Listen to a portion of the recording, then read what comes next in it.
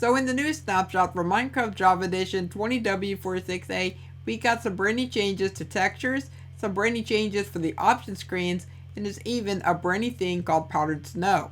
So without any ado, we're going to go ahead and get right into this. So to begin with, let's go talk about the texture changes. So as you can see, we have ourselves amethyst shard to begin with, so they made that look a little bit more reflective, a little bit more shiny, which I really do like quite a bit. They also went ahead and changed the candle icons. Now before, the candle icon, it really wasn't the best. Now it looks so much better. But I think they should actually make it just one candle, because whenever you go ahead and actually place down the candle, there's only one candle being placed down, and not two. So why is there two in the icon? I have no clue. So for the bundle, this is now what the open bundle is going to look like, and I think that looks really cool. Kind of looks like a potato sack, to be honest.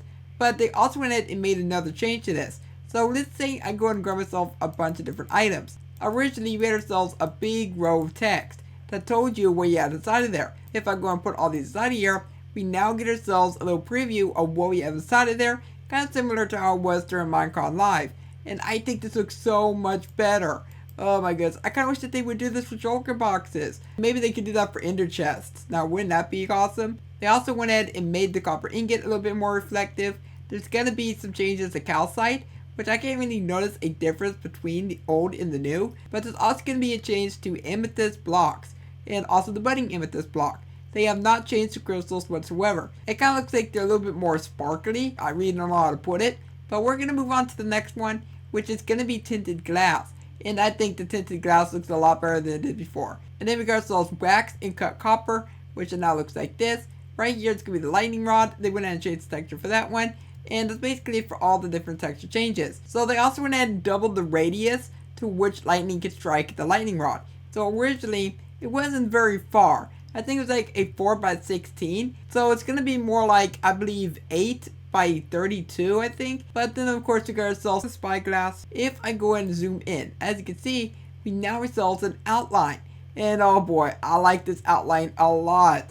Well, it looks so much better than the circle we had beforehand. Then we have ourselves powdered snow. So powdered snow was originally on the Bedrock beta, but now it has arrived for the Java edition. But it doesn't work exactly the same as it does over on Bedrock. Of course, the syncing still works, but over on the Bedrock edition, you can literally go ahead and get out of the snow without any problems. But on the Java edition, as you can see, I actually cannot get out of the snow whatsoever. No matter how hard I try, I cannot get out of here. But if you do want to avoid falling into the snow, then this is how it works over on Bedrock as well. You can put on some leather boots. Then as you can see, we're not falling to the snow. The moment you go ahead and crouch though, you will go and sink right to the snow. Now they also went ahead and introduced a new freezing mechanic. They did state that if you have a full set of leather armor, then you will not freeze. But you still freeze, okay? Okay, there's no other way of stopping that. So I believe that is a bug at the moment.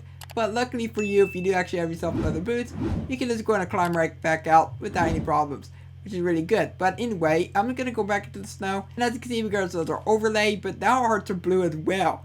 So we will take damage over time as long as we're inside the snow. But if we go ahead and come out of the snow, then we will have ourselves slowness for a little bit of time. But once we go ahead and unfreeze, then we can go ahead and run perfectly yet again, which is really, really good. Now, in order to find yourself powdered snow, as of right now, the only way that you can find it is if you get yourself a cauldron that has snow inside of it. So as you can see, this cauldron has snow inside of there. Whenever it is snowing outside, over time, the cauldron will fill up. And from my understanding, I think it will take quite a while. I believe that whenever we get ourselves like the new mountains, perhaps they're going to go and generate up inside the mountains, just to make them a little bit more dangerous and a little bit more interesting. I would not want to sit around for hours just wanting to get snow from a cauldron.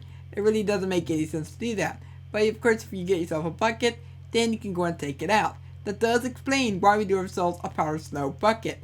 You also cannot find the block in your inventory at all. So as you can see, I go and scroll down, we have ourselves the powdered snow bucket. If I go inside a block, there is a snow block, but there is no actual block for the powdered snow. So it is going to be in bucket form at all times, which I don't know how I feel about that, because they do not stack. The buckets do not stack at all, which is very, very frustrating. I would much rather have it to where you can find yourself the block in the inventory, and then you can go ahead and stack it up and place it down whenever you want.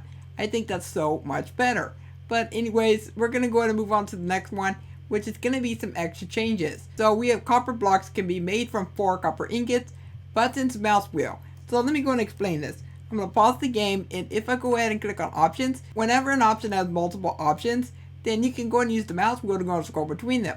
So this means like game mode, difficulty, world type, stuff like that. And I also think that they should allow you to do that with the sliders as well. Debug world alt key. Now if you're unaware, there is a world type that you can get inside of here that's hidden secretly.